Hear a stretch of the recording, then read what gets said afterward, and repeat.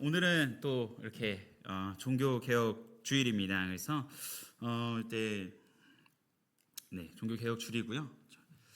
자, 여러분 이렇게 종교 개혁하면은 좀 어떤 단어들이 많이 이렇게 떠오르시나요?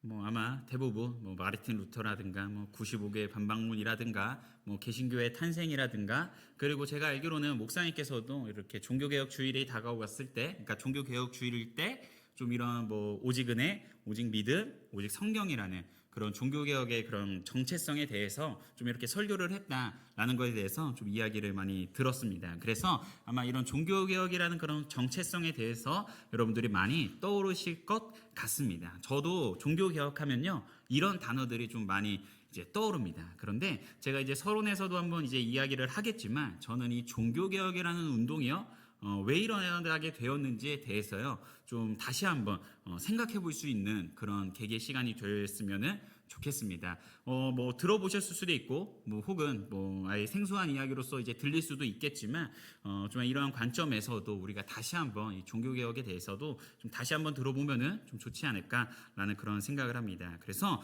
우리가 종교 개혁하면요 루터라는 인물이 이제 떠오르죠. 저 또한도 이제 루터라는 인물이 떠올라요. 근데 루터만이 좀 이렇게 종교 개혁자는 아니었다라는 것을 여러분들이 좀 기억을 했으면 좋겠습니다. 이러한 이제 종교 개혁이라는 그러한 움직임들이요 여러 차례들이 이제 있었고요. 그런 것들이 모아지고 하면서 루터의 때에 혹은 하나님의 때에 그 종교 개혁이 이제 일어나게 되면서 우리가 프로테스탄트라는 그런 종교 개혁, 그러니까 개혁주의 사상의 개신교가 이제 탄생을 하게 되는 거죠. 그래서 아시는 분들도 있겠지만 우리가 기독교라는 그런 이름을 부르지만, 사실은 이 기독교라는 이름 안에는 개신교와 뭐 성공회와 또 뭐 카톨릭이라든가 또 정말 그 예수 그리스도를 일단은 신으로 인정하는 그런 종교들이 다 종합적으로 모아져 있죠. 그리고 우리가 속해 있는 이 교회는 개신교라고 해가지고 이런 개혁주의 사상을 가지고 있는 우리는 개신교라는 것을 기억했으면 좋겠습니다. 그리고 제가 이 부분만 이야기도 아시겠지만 종교 개혁이라는 것은요 루터만의 열망은 아니었습니다. 그래서 오랜 기간 동안에 쌓아온 그 개혁의 열망들이 이제 있었고요. 그리고 정말 지성적인 그런 탐구들을 통하여 가지고요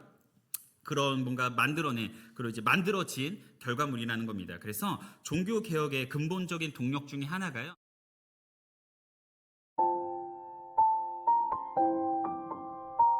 그 르네상스 인본주의라는 것입니다. 그래가지고 무엇이냐면 이 당시에 이 세계관은 어땠냐면요 신이 이 땅을 다스리고 있다라는 거예요. 우리 또한 그것을 신앙으로서 고백을 하고 있죠. 그런데 이제 이 당시에는 이제 뭐 그리스 로마 신화라는 이야기들을 아마 아실 겁니다. 거기 안에서 각각의 신들이 있고 또 그 안에서 그 신들이 우리를 다스리고 있다는 거예요. 그리고 당연히 기독교 안에서는 그런 신들이 아니라 하나님이 이 세상을 통치하고 있다는 그런 믿음이 있었습니다. 그리고 교회에서도 당연히 그런 것들이 통해지고 있었고요. 하지만 그 신 중심 세계관이라는 것이 어떻게 변질이 되었냐면 교회 중심으로서 이제 변질이 되어지는 거예요.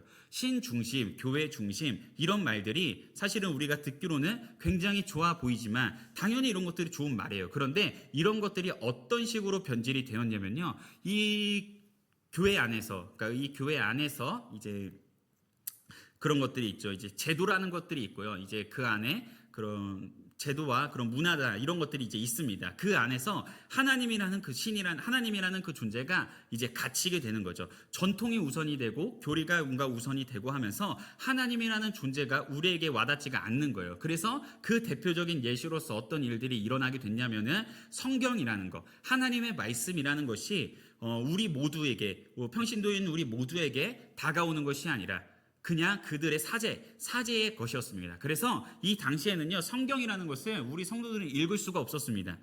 그냥 그 사제들만, 그런 사역자들만 이 성경을 좀 읽을 수가 있었습니다. 그리고 이런 제도로서도 또 어떻게 좀 변질이 되었냐면은 우리를 구원해 주신 분, 우리의 죄를 대속해 주신 분은 예수 그리스도입니다. 믿습니까? 하지만 이 당시에는요, 어떠한 일들이 일어났냐면요, 사제를 통하여서지만 하나님께 나아갈 수가 있었습니다.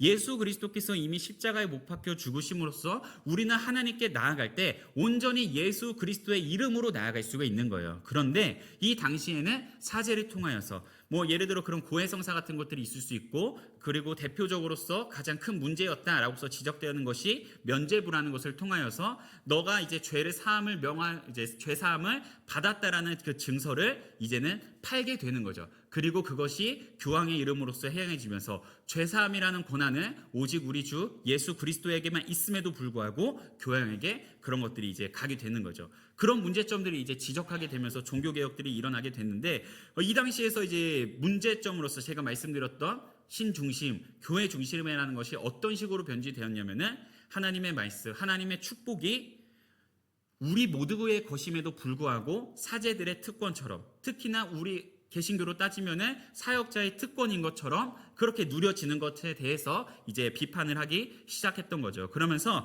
이러한 중세적인 틀을 깨기 위해서 이제 등장했던 것들이 이제 르네상스 인본주의 운동이고요. 그리고 인간의 이성과 가치를 재발견해 가지고 우리가 근원으로 다시 한번 돌아가자라고 이제 외치면서 시작되었던 것이 이런 종교 개혁의 운동입니다. 그래서 이러한 정신, 이러한 인본주의가 이제 신학에도 이제 영향을 이제 미치게 되는데, 제가 이제 이야기하는 그런 이제 인본주의라고 하면 우리가 되게 뭔가 안 좋게 이제 생각을 하잖아요. 그런데 그 인본주의, 인문주의, 뭐 인본주의 이런 것들에 대해서 제가 뭐 무신론적 인본주의, 신이 없는 인간, 뭐 이런 인간이 최고다 이런 것들을 이야기하는 것이 아니고요. 성경이 가르치는 그런 인간의 존엄성을 다시 한번 발견하고 그런 것들을 다시 한번 재발견하기 위한 정말 그 많은 사역자들의 많은 이제 신학자들의 그런 이제 운동이 있었다라는 그런 것으로서 좀 이해를 해주시면은 좋겠습니다. 그리고 우리가 성경을 보다 보면요, 하나님의 시선이 어디에 있는지, 그리고 예수님의 사역을, 공생의 사역을 보면요, 예수님의 공생의 사역이 어디를 향하고 있었는지를 읽다 보면요, 정말 어떻게 보면 그런 이제 인본주의적 관점에서 정말 이렇게 사람을 향한 그 하나님의 사랑들이요 이제 많이 이제 드러나고 있습니다. 그래서 우리가 신앙의 고백으로서 그런 이야기들을 하잖아요. 하나님의 뜻대로 제가 살고 싶습니다라는 고백을 해요. 여러분들 이 하나님의 뜻대로 살고 싶다라는 그 고백 안에 여러 가지들이 있겠죠. 뭐 정말 내가 하나님을 예배하면서 살고 싶습니다. 뭐 이런 고백이 될 수도 있지만, 정말 우리가 이 주기도문에서도 마찬가지고 또한 이 예수님의 사역도 보면은 마찬가지겠지만, 그 예수님의 그 시선, 하나님의 시선이 어디로 향하였는지를 여러분들이 성경을 통하여 가지고요 다시 한번 좀 이렇게 바라봤으면 좋겠습니다. 그래서 아무튼 이제 돌아와 가지고요, 이 르네상스 운동이요 이제 신학에 이제 영향을 미치게 돼요. 그러면서 이제 사람들이요 이제 고민을 하기 시작하는 거예요. 진짜 기독교의 신앙의 원천은 무엇이었을까? 그러면서 사람들이요 이제 움직이기 시작을 합니다. 그래서 그 역사에 대해서 간단하게 이야기를 하면요, 에라스무스라는 학자는요 당시에 주로 읽혔던 라틴어라는 성경이 있었어요. 이제 이게 카톨릭에서 이제 그 당시에 기독교에서 이제 주로 이제 읽었던 성경인데요, 그 라틴어로 번역된 성경이요 이제 잘못 번역되었다라고서 이제 주장을 합니다. 그러면서 예를 들어서 이런 것이에요. 회개하다라는 용어가 있으면요, 이 회개하다라는 용어가 라틴어에서는요 고행을 행하다라는 그런 이제 의미로 이제 해석이 되어졌습니다. 그러면 이게 어떻게 이제 되는 거냐면요, 우리는 죄인이에요. 그리고 우리가 죄인으로서 죄를 반복하면서 이제 살아갑니다. 근데 그 죄를 해결할 수 있는 것을요 어디서 찾느냐면요, 내가 수행을 하면서 찾는 거예요. 내가 고행을 행하면서, 내가 수련을 하면서, 내가 뭐 예를 들어서 금식을 하면서, 뭐 내가 뭐 예배를 정말 뭐 월화수목금토일 다 나오면서 그렇게 해서 내가 하나님 앞에 죄 사함을 받을 수 있다 라고서 이제 생각을 하는 거죠. 그러면서 내가 노력해서, 내가 나의 힘으로써 죄를 사함을 받을 수 있다 라고서 이제 해석이 됐던 것을 잘못된 번역이었다 라고서 이제 이야기를 한 거예요. 그 원인을 어디서 찾았냐? 성경의 원문인 헬라어로 가는 거예요. 헬라어에 가가지고 이 성경의 원문을 다시 한번 보니까 회개하다라는 용어가요 방향을 돌이키다라는 의미를 가지고 있는 거예요.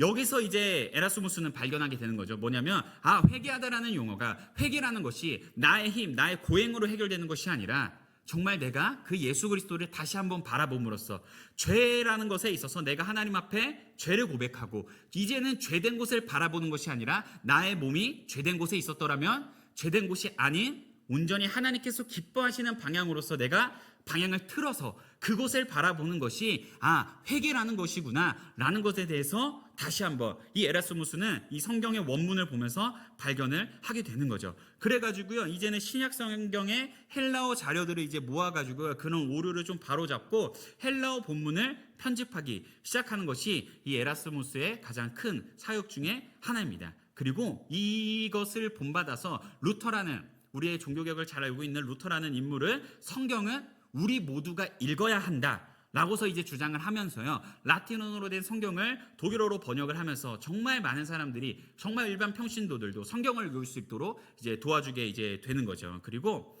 스위스의 이제 스위치리의 이제 쯔빙글리라는 사람은요, 이제 에라스무스의 이제 영향을 좀 깊이 이제 받아가지고요, 이 사람 또한 성경의 원문을 연구하고 또 이것을 본문을 해석하고 또 이제 설교하면서 성경이 다른 뭐 어떤 사제들이 그 유일한 뭔가 이렇게 권위를 가진 존재가 아니라 성경만이 우리의 유일한 권위이다라는 것을 이제 고수하고요. 더 그러면서 성경에 근거하지 않았던 성상 숭배라든가 그 뭐 미사라든가 이런 것들을 좀 과감하게 폐지하는 그런 개혁들을 펼쳐냅니다. 그리고 저기 밑에 있는 사람이 이제 야누스라는 사람과 존 위클리프라는 사람인데, 이 사람들도 같은 이제 이 사람들이 야누스가 존 위클리프의 이제 영향을 받아가지고요, 이제는 그 성찬식 우리 하잖아요, 그죠? 이 성찬식도 사제들의 권한이었어요. 평신도들은 이제 참석을 할 수가 없었습니다. 근데 평신도들 또한 예수 그리스도라는 그 배경 안에서 우리 또한 평신도 또한 이 성찬식에 참석할 수 있다라는 것을 이제 많이 이제 주장을 이제 하게 되는 거죠. 그래서 이들이요 이제 이야기하고자 했던 것은 무엇이냐면요, 르네상스, 그러니까 인본주의라는 그런 영향을 이제 받아가지고요, 하나님의 은혜라는 것은 그 어떠한 특정의 그런 대상들이 누리는 것이 아니라 우리 모두가 누려야 되는 하나님의 축복이다라는 것을 이제 이야기하고 있는 거예요. 그래서 오직 은혜, 오직 믿음, 오직 성경이라는 것은 종교개혁의 핵심인데, 이런 것들이요 뭐냐면 성경을 통하여서 인간이라는 존재가 얼마나 가치 있는 존재인지, 인간이라는 존재가 하나님께서 얼마나 사랑하시는 존재인지, 그리고 하나님의 축복이라는 것이 특정한 어떠한 집단의 것이 아니라 우리 모두의 것이다라는 것을, 하나님의 사랑을 담고 있다라는 것을 이들은요 이러한 배경 아래서 주장을 하게 되는 거죠. 그리고 이러한 것들이 종합적으로 타면서 터지게 되는데, 그게 바로 이제 루터의 종교 개혁입니다. 그래서 개혁의 정신은요 끊임없이 탐구하는 거예요. 그리고 끊임없이 갱신하는 겁니다. 결국 종교 개혁은요 인간을 중심으로 사고하게 될 줄 안 그 세대가요 다시 한번 그 기독교의 신앙을 회복하고자 했던 운동이었다라는 것을 여러분들이 기억을 하셨으면 좋겠습니다. 그래서 그 당시에 제도 안에 갇혔던, 형식 안에 갇혔던 그 하나님의 은혜가 우리 모두가 누려야 되는 하나님의 축복이라는 것을 정말 이 당시에 사람들이 움직이면서, 그러니까 운동을 해나가면서 그 종교개혁을 일으켰다라는 것을 여러분들이 다시 한번 기억했으면 좋겠습니다. 그래서 개신교의 정체성은요, 개혁된 교회는요 항상 개혁되어야 한다라는 것이 우리 개신교의 정신의 뿌리라는 것을 여러분들이 꼭 기억했으면 좋겠습니다. 자, 그러면요 저는 이러한 배경을 깔아두고요 좀 두 가지의 문제점을 조금 한번 제시해보고 싶습니다. 그래서 첫 번째로는요, 우리 한국 교회는 개혁되는 교회입니까? 조금 더 깊은 질문을 들어보면요, 우리 교회는 개혁하는 그런 교회입니까? 솔직히 저는 뭐 아직은 잘 모르겠습니다. 왜냐면 뭐 제가 여기서 가장 교회밥을 많이 못 먹었기 때문에 제가 이제 잘은 모르겠어요. 이렇게 계속해서 좀 이렇게 파악은 하고 있습니다. 하지만 여러분 스스로 한번 질문을 던져보고요, 여러분 스스로 한번 대답을 한번 해보셨으면 좋겠습니다. 그래서 더 나아가가지고 정말 조금 더 쉽게 이야기를 한다면은 우리 교회는 오고 싶은 교회입니까? 이거에 대해서 한번 생각을 한번 해보셨으면 좋겠습니다. 그리고 하나 더 질문을 드려보면요, 우리의 신앙은요 개혁되어지고 있습니까? 제 또래 혹은 제가 뭐 집사님들, 권사님들을 뭐 우리 교회 말고요, 제가 뭐 아직은 많이 이제 이야기를 못해서 저 개인적으로 너무 아쉬운데, 제가 여태까지 지나온 그런 세월들을 통해서 우리 어른분들과 이야기를 해보면요, 가장 많이 하는 네 글자가 뭐냐면 예전에는, 이런 이야기들을 좀 많이 합니다. 그래서 우리 교회가, 우리의 신앙이 정말 잘 개혁되어지고 있는지, 이 두 가지를 가지고서 오늘의 설교를 좀 이어나가 보도록 하겠습니다. 그래서 말씀 하나 읽고 좀 본론으로 좀 들어가 보도록 하겠습니다. 우리 마태복음 5장 13절입니다. 우리 같이 한번 읽어보도록 하겠습니다. 너희는 세상의 소금이니 소금이 만일 그 맛을 잃으면 무엇으로 짜게 하리요. 후에는 아무 쓸데없어 다만 밖에 버려져 사람에게 밟힐 뿐이니라. 자, 교회 개혁이라는 부분에 대해서 한번 이야기를 해보고 싶습니다. 제가 최근에요 책 한 권을 조금 읽었습니다. 오무교회가 온다라는 그런 책입니다. 이 책의 표지를 보면요 이래요. 십자가 없음, 새벽 예배 없음, 성경 공부 없음, 구역 없음, 장로 없음. 이 책에 이렇게 5가지에 대해서 이야기를 하고 있는데요. 이 책의 표지를 보면 여러분들 뭐 어떤 생각이 드십니까? 이게 교회인가? 라는 그런 생각이 들 거예요.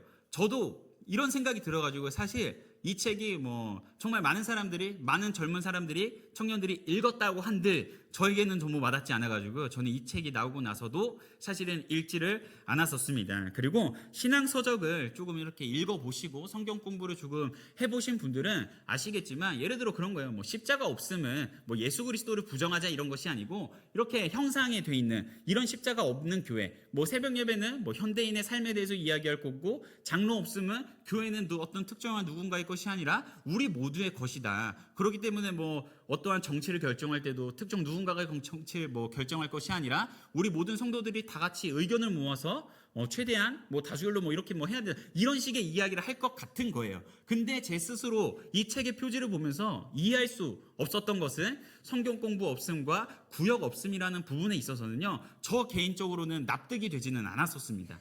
그래가지고 제가 이 책을 아예 이제 이렇게 펼쳐서 보지도 않았었습니다. 그러다가 한번 그랬어요. 그냥 내가 이 책 한 번도 안 읽어보고 이 책에 대해서 판단하는 것은 좀 좋지 않은 것 같다라는 생각이 들어가지고요. 이 책을 이제 사고 이 책을 사서 한번 이렇게 쭉 읽어보았습니다. 그리고 이 책이 이야기하고자 하는 이 오무, 이 5가지가 없는 교회가 이런 것들을 없애자라는 것이 아니고 이런 것들이 현대에 와서 어떤 식으로 변형이 되어지고 있구나. 그리고 우리는 우리 교회에 어떻게 적용을 해야 되겠구나. 이런 것들에 대해서 이제 이야기를 하더라고요. 즉 그냥 이 표지는 유튜브 썸네일 같은 거더라고요. 내가 정말 관심을 가질 수 있게끔 썸네일 같은 거고 본질적으로는 이 저자가 이야기하고자 하는 것은 좀 다르구나라는 것에 대해서 좀 이제 많이 이제 깨달았다고 해야 될까요? 좀 많이 이 책을 읽으면서 저 또한도 생각이 좀 많이 바뀌었던 것 같아요. 물론 동의되는 부분도 있고요. 동의되지 않는 부분도 있습니다. 하지만 동의되는 부분들을 가지고서 좀 우리의 교회들을 좀 이렇게 개혁하면 얼마나 좋지 않을까라는 그런 생각들이 들더라고요. 그래가지고 뭐 여러분들도 뭐 이 책을 보시면서 정말 나는 이런 책 안 읽어봐야지 막 이렇게 생각이 들 수도 있지만 이 책에 판단하기에 앞서가지고 내가 한번 이 책을 읽어보는 것도 정말 뭐 제가 이 책에 대해서 뭐 다 내용을 말하기에는 너무나도 어렵기 때문에 한번 정말 가볍게 읽기 좋은 책입니다. 그래서 한번 정도는 읽어보시면은 좀 좋지 않을까라는 그런 생각이 들고요. 제 나이가요 33살이에요. 제 나이가 33살인데 나이가 많다고 하기에는 조금 적고요. 뭐 어리다고 하기에는 이제는 조금은 이제 먹은 것 같아요. 그래서 이제 사회생활도 이제 제가 뭐 이렇게 아시는 분들은 아시겠지만 사회생활도 이제 하고 있어요. 근데 사회생활도 이제 7년 차로 이렇게 들어갔는데 이 정도면은 그래도 조금은 어른이 되지 않았을까 뭐 이렇게 생각이 들어요. 근데 저의 이런 설교, 이런 책을 소개하는 것도 그렇고 이런 설교 자체가 40대 분들에게는 어떠한 식으로 다가올지는 모르겠지만 50대가 넘어가시는 분들에게는 살짝 뭐 뭔가 무모하다, 좀 너무 간 것 같다, 정치한 MG 같다, 뭐 이렇게 생각하시는 분들도 이제 있을 것 같습니다. 근데 제가 이 이야기를 드리는 이유가 무엇이냐면요, 제 아내가 이제 28살이에요. 어리다, 막 이렇게 생각하시는 분들도 이제 계실 것 같은데 저랑 5살 차이예요. 5살 차이인데 제가 이렇게 제 아내랑도 이렇게 이야기하다 보면요, 좀 이렇게 이해되지 않는 그게 좀 있어요. 그러니까 집에 가면 또 이제 혼날 것 같은데 이해되지 않는 그런 포인트들이요 정말 많습니다. 근데 또 이제 제 아내가 어디 가서 뭐 일을 하고 돌아오거나 또 누구를 만나서 이렇게 돌아오면은 또 20대 초반의 친구들과 또 이렇게 어떠한 있었던 그런 이야기들을 이렇게 들려줘요. 그러면은 그 이야기를 정말 대충 요약하면은 그냥 그런 거예요. 저 사람이 이해가 안 간다는 거예요. 그러니까 저희 아내가 이해가 안 가듯이 제 아내도 20대 초반의 친구들을 보면은 이제 이해가 안 가는 부분들이 있는 거예요. 그리고 여기 안에서도 우리 10대, 20대의 자녀를 두신 우리 집사님 권사님들이 분명히 이제 있을 겁니다. 근데 우리 10대, 20대 우리 내 자녀들이 다 이해가 되시나요? 제가 듣기로는 안 된다 막 이렇게 제가 여기가 3주째잖아요. 그런데 벌써 그런 이야기들이 그러니까 한두 분 이렇게 들렸어요. 근데 중요한 건 무엇이냐면요, 우리 아이들도요, 우리 부모님 세대가요, 전혀 이해가 되지 이제 않을 겁니다. 그래서 제가 진짜 이거는 옛날부터 고민했던 건데, 어떻게 하면 이거를 조금 해결할 수 있을까라는 그런 생각들을 조금 해봤는데, 조금 손해 보는 것 같지만요, 결국은 나이 많은 우리가 그 밑에 세대에 들어가 가지고요, 그 문화에 좀 이렇게 한번 들어가서 내가 그 문화를 같이 한번 공유하는 것이 가장 최선의 방법이지 않을까라는 그런 생각이 들더라고요. 그래서 제가 이제 전에 있을 때는 이제 전에 교회에서 이제 초등부도 이제 했어요. 초등부도 이제 했었는데, 우리 엄마 아빠 초등학생 자녀를 두신 우리 엄마 아빠 집사님 권사님들은 혹시 뭐 로블록스, 브롤스타즈 뭐 이런 거 아시나요? 그러니까 이거를 알아야지 대화가 되더라고요. 그리고 우리 중학생 뭐 고등학생 자녀를 두신 우리 뭐 집사님 권사님들은 혹시 우리 아이들이 뭐 유튜브를 통해서 뭘 보는 줄 아시나요? 아니면 지금 막 핫하고 있는, 이거는 저도 잘 모르긴 하는데 뭐 걸그룹이든 뭐 아이돌 같은 막 이런 친구들에 대해서 아시나요? 그러니까 이걸 모르면 대화가 안 되더라고요. 특히나 저도 이제 뭐 비슷한 세대라고 생각을 하는데, 우리 청년들 같은 경우도 마찬가지죠. 우리 청년들 같은 경우도 보면은 빵 하나 먹겠다고 성심당 가서 줄 서잖아요. 이해가 되시나요? 대전 사람이라서 이해가 안 될 수도 있어요. 근데 이제 제가 알기로는 우리 목사님 자녀들도 서울에 사는 걸로 알고 있어요. 서울에 가도 그런 빵집들이 굉장히 많잖아요. 빵 하나 먹겠다고 줄을 선단 말이에요. 그리고 정말 뭐 최근에는 이게 이번 주였는지 저번 주였는지 기억이 안 나는데, 뭐 김밥 축제에서 가서 김밥 먹겠다고 김천에 가서 줄을 서요. 그리고 한강에 가서 라면 먹겠다고 한강에 올라가고요. 제가 정말 심하게는 식빵 하나 먹겠다고 일본 가는 친구들도 있습니다. 이런 세대들이 이해가 되시나요? 근데 이런 세대를 이해하기 위해서는요, 이 세대로 들어가 가지고 이들이 왜 그럴까에 대해서 고민하는 것이요, 분명히 이제 필요합니다. 그래서 저는 그래요. 저는 이 맥락에서요, 우리 아이들 중에 교회에 잘 안 나오는 친구들도 있을 겁니다. 근데 그 친구들에게 너무 저는 나무라지 않으셨으면 좋겠어요. 근데 하나는 고민해 봤으면 좋겠어요. 왜 이 친구들이 교회라는 곳을 나오지 않을까 한번 고민해 보셨으면 좋겠어요. 그리고 우리 청년들 중에서도요, 우리 청년부 보면은 정말 열심히 하는 친구도 있어요. 오히려 제가 여기 와가지고요, 제가 제 아내한테도 이야기했지만, 제가 좀 이렇게 도전받는 것도 많이 있고요, 제가 스스로도 자극받는 것들도 너무 많이 있었어요. 그런데 그에 반해서 정말 물론 이 친구들도 고민이 있겠죠. 근데 우리 청년부 중에서도 활동을 정말 열심히 안 하는 친구들도 있을 거예요. 그게 너무 좀 이렇게 마음 아파하시는 부모님들도 계실 텐데, 저는 그 친구들에게도 너무 나무라지 않았으면 좋겠어요. 다만 왜 이 친구들이 왜 청년부에서 이렇게 활동하지 않을까에 대해서 한번 그들의 삶에 들어가서 한번 고민을 한번 해보셨으면 좋겠습니다. 제가 100%라고 말할 수는 없지만요, 99% 확신한 건데, 이렇게 뭐 청년부로 활동하지 않지만 이 자리에 나와서 예배하고 있는 우리 학생들, 우리 청년들은요, 정말 우리 부모님을 사랑해가지고 이 자리에 나와 있다라는 거예요. 그런 것들을 좀 기억해 줬으면 좋겠고, 정말 제가 우리 청년들도 잘 활동 안 하는 친구들의 마음을 어느 정도는 공감을 해줬으니까 11월 26일이죠? 네. 이때 좀 나오셔서 23일이네요. 제가 나오셔서 좀 이렇게 같이 좀 시간을 보냈으면 좋겠습니다. 그래서 다시 들어가서 최근에요, 찬양 집회가 하나 열렸어요. 경기도에서 열렸는데요, 10시간 동안에요, 찬양과 말씀을 나누는 집회였습니다. GEA라고 해서요, 여기에 뭐 무료로 진행하는 건 아니었고요, 입장료가 이제 5만 원이었습니다. 자, 근데 10대부터 30대까지 해가지고요, 전국 각지에서 15,000명 정도가요, 이 집회에 참석을 했습니다. 당시의 사진들이거든요. 이게 당시의 사진들이에요. 이런 식으로 이제 예배를 이제 드리는 거예요. 자, 그런데 화려한 조명과 되게 밴드 콘서트장 같아요. 제 주변의 사람들도요, 여기를 되게 많이 참석을 했어요. 그날 인스타 스토리에요, 이거 집회 갔다 왔다고 사람들이 엄청 많이 올렸습니다. 제 아내는 20대이기 때문에 여기 갔던 친구들이요, 정말 더 많이 있었을 거예요. 근데 사실 저는 솔직하게 말씀드리면 이러한 현상이 있어가지고요, 저는 굉장히 조금 부정적이었어요. 왜 그랬냐면 이전부터 이 CCM, 우리 찬양이라고 말하는 이 CCM이라는 장르가요, 굉장히 많이 발전을 했어요.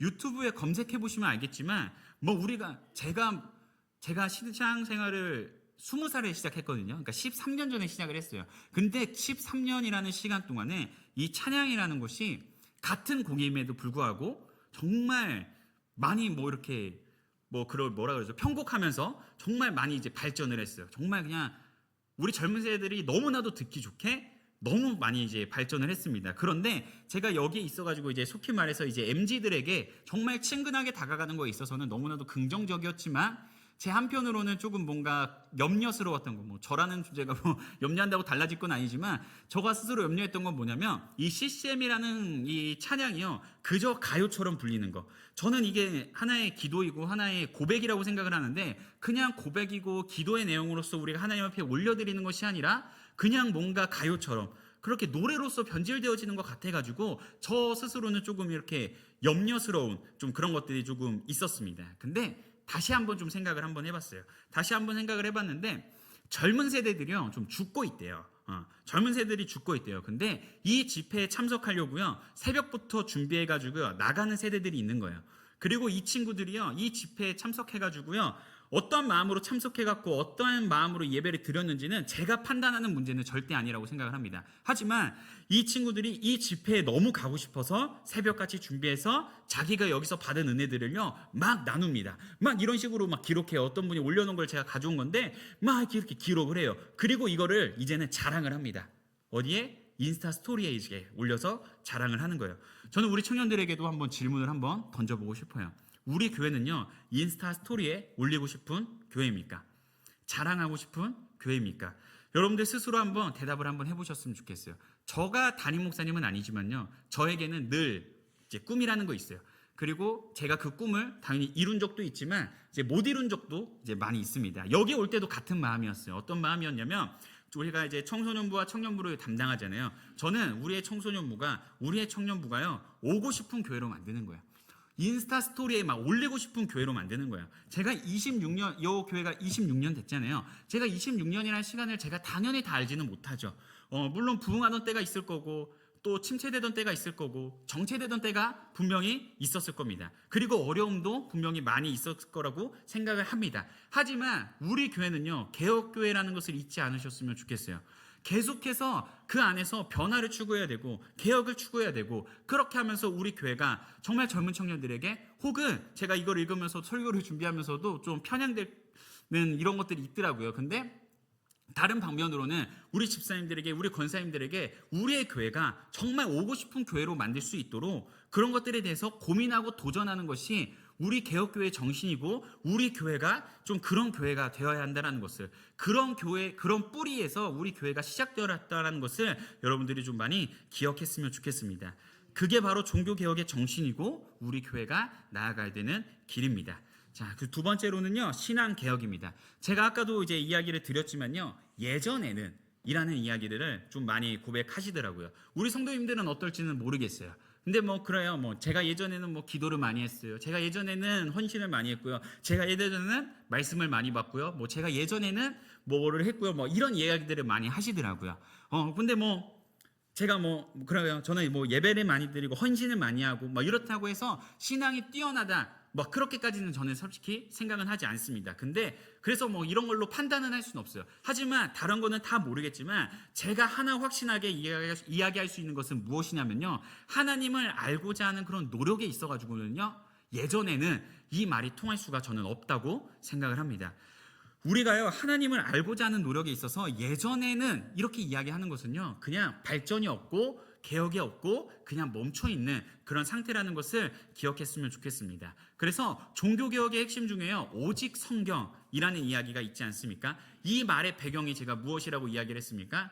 르네상스 인본주의에서 성경을 평신도인 우리에게 돌려주기 위한 운동이었다라는 것을 우리는 늘 기억을 해야 되는 거예요. 그래서 성경의 원문을 탐구하고 하나님의 말씀을 이해하기 위해서 정말 많은 노력들을 했고 그러한 과정을 통하여서 우리 앞에 이 성경책이 놓여 있다라는 것을 여러분들 기억했으면 좋겠습니다. 그래서 우리 뭐 목사님도 그렇고요, 뭐 저도 마찬가지고요. 이 하나님의 말씀은요 저희 게 아니에요. 우리만 읽어서도 안 되고요. 우리만이 막 이렇게 누려야 하는 그런 축복이 절대 아니라는 거예요. 이 하나님의 말씀은 우리의 것이 아니고 우리 모두의 것이라는 것을 여러분들이 기억했으면 좋겠습니다. 그래서 우리가 사역자라는 존재가 선생님의 역할은 되어줄 수 있지만 이것을 우리가 가지는 것은 절대로 아니라는 거죠. 우리 하나님께서 우리 모두에게 주신 하나님의 축복이라는 것입니다. 그래서 우리의 신앙이요 개혁되기 위해서는요, 우리가 그 하나님의 말씀에 있어가지고요 알고자 하는 그런 노력을 절대로 멈춰서는 안 됩니다. 자, 오늘 본문의 말씀을 11절 다시 한번 읽어봤으면 좋겠습니다. 우리 같이 한번 읽어보도록 하겠습니다. 베레아에 있는 사람들은 데살로니가에 있는 사람들보다 더 너그러워서 간절한 마음으로 말씀을 받고 이것이 그러한가 하여 날마다 성경을 상고함으로. 자, 베레아에 있는 사람들은요 어떠한 마음으로 하나님의 말씀을 받았다라고 기록이 되었냐면 간절한 마음으로 받았다고 이야기를 하는 거예요. 무엇이 간절했느냐? 하나님의 마음을 알고요, 하나님의 사랑을 알고 싶어하는 그 마음에, 그 예수님의 그 가르침에 있어서 정말 그 성경에 있어가지고 하나님의 말씀에 있어가지고 그것을 정말 알고 싶어하는 그런 간절함이 있었다라는 거죠. 여러분들에게 있어가지고요 하나님의 말씀은요, 말씀 앞에 있어가지고 얼마나 간절하십니까? 예수님의 그 가르침에 있어가지고 얼마나 간절하십니까? 이 간절함이 없으면요 우리의 신앙은 절대 개혁될 수 없다라는 것을 기억했으면 좋겠습니다. 그리고 종교개혁이라는 것 자체가요 그러한 간절함에서 시작이 되었다는 거예요. 그래서 우리의 신앙 또한 간절함이 있을 때 개혁이 될 수 있는 겁니다. 그래서 베레아 사람들은요 간절함이 있었어요. 그리고 말씀을 받고요 하는 행동이 무엇이었냐면요 성경을 상고합니다. 성경을 상고하다라는 말이 무엇이냐면요, 내가 자세히 조사하는 거예요. 하나님의 말씀을 받고요. 이 당시에는 구약 성경을 읽었겠죠. 근데 그 하나님의 말씀을 받고요. 하나님의 뜻이 무엇인지를 진지하게 묻고 나아갔다라는 거예요. 그래서 예수님께서도요, 이 성경, 이 하나님의 말씀에 있어가지고요, 정말 그 하나님의 말씀을 배워야 하고 하나님의 말씀에 있어서 무지에 대해 가지고요 비판하는 내용들이요 굉장히 많이 있는데 제가 몇 군데 좀 가져왔는데 같이 보면은 좋을 것 같습니다. 우리 요한복음 5장 39절 우리 같이 한번 읽어보도록 하겠습니다. 너희가 성경에서 영생을 얻는 줄 생각하고 성경을 연구하거니와 이 성경이 곧 내게 대하여 증언하는 것이니라. 자, 유대인들 너네가 말씀에 있어가지고 정말 진심으로 대해서 정말 열심히 연구하는 줄 알겠어. 근데 그것이 단순히 너네가 천국 아니면 너네가 다시 오실 그런 메시아 이렇게 기대하면서 그 성경을 정말 열심히 읽고 있는데 그것은 너네가 잘못된 방향으로서 하고 있는 거다. 그 메시아는, 그 말씀의 본체는 바로 나다라는 것에 대해서 이야기를 하고 있는 거죠. 성경 공부에 대해서 정말 열심히 하는 거 너무나도 중요하지만 방향성이 중요하고 그리고 그것이 어떠한 것을 가르치는 것이 중요하고 이런 것들에 대해서 요한복음 5장 39절을 통해서 예수님은 이야기를 하고 있는 거죠. 자, 마태복음 22장 29절 우리 같이 한번 읽어보도록 하겠습니다.